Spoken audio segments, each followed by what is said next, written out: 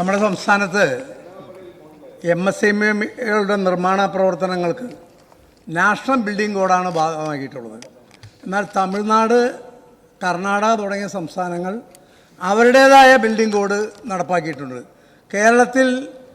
കേരളത്തിൻ്റേതായ building code നടപ്പാക്കാൻ government ഉദ്ദേശിക്കുന്നുള്ളൂ. Sir, ഒരു ചെറിയ വിശദീകരണം കൂടി. ഇന്നലെ അങ്ങ് നടത്തിയ പത്രസമ്മേളനത്തെക്കുറിച്ച് ഇവിടെ പരാമർശിച്ചു. അതിനകത്ത് ഇന്ന് ചില മലയാള പത്രങ്ങൾ റിപ്പോർട്ട് ചെയ്തിട്ടുള്ളതിൽ ഗൂഢാലോചന ഉണ്ടെന്ന് പറഞ്ഞു. എവിടെ നിന്നാണ് ഈ ഗൂഢാലോചന എന്ന് വ്യക്തമാക്കും?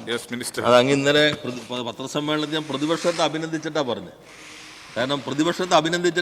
കാരണം ഇതൊരു ഇംഗ്ലീഷ് പത്രം ദേശീയ തലത്തിൽ എടുത്തിട്ടുള്ളൊരു വാർത്തയാണ്. മലയാള മാധ്യമങ്ങളോ പ്രതിപക്ഷമോ അത് പറഞ്ഞിരുന്നില്ല. പ്രതിപക്ഷത്തിന് നൽകിയ മറുപടിയാണ്.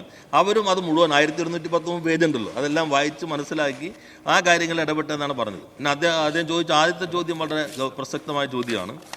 ബഹുമാനായ അംഗം ഇതിനു മുൻപും ഇപ്പോൾ നമ്മുടെ ലാൻഡ് അലോട്ട്മെൻറ്റ് റൂൾസ് ഞങ്ങൾ മാറ്റി എന്ന് പറഞ്ഞല്ലോ, അദ്ദേഹത്തിൻ്റെ ഇത്തരത്തിലുള്ള ചോദ്യവും അതിന് സഹായകരമായിട്ടുണ്ട്. ഇപ്പോൾ LST ഞാൻ നേരത്തെ പറയാൻ വിട്ടുപോയതാണ്. വളരെ മൗലികമായ മാറ്റങ്ങൾ ചട്ടങ്ങളിൽ വരുത്തിയത് വ്യവസായം തുടങ്ങുന്നതിന് സഹായകരമായിട്ടുണ്ട്. ഇനിയും അവർ മാറ്റങ്ങൾ നോട്ടിഫൈ ചെയ്യാൻ പോവുകയാണ്. 106 ഭേദഗതിയിലാണ് കൊണ്ടുവരുന്നത്. അങ്ങ് പറഞ്ഞത് ഇന്നലത്തെ ഞങ്ങളുടെ ചർച്ചയിലും ആ പ്രശ്നം ഉയർന്നു വരികയുണ്ടായി. അത് ഗൗരവമായി പരിഗണിക്കുന്നത്.